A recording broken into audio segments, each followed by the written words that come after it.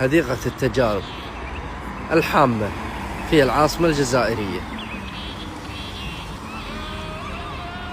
رسم الدخول 150 يعني $0. تأسست هالحديقة 1832 وسموه حديقة التجارب لأن كانوا يجربون أنواع النباتات فيها. وتزخر الحديقة بالنوافير والمناظر الجميلة. الحديقة فيها نموذج فرنسي ونموذج إنجليزي. الله أشجار غريبة، أشجار البامبو.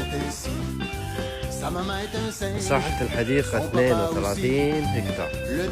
الحين نبي نشوف شجر الطرزان مشهورة. أهم منظر تشوفونه في الحديقة شجر الطرزان. طبعا مو كل الوقت لكن جزء صغير من الفيلم صوروا فيها الشجرة في الجزائر.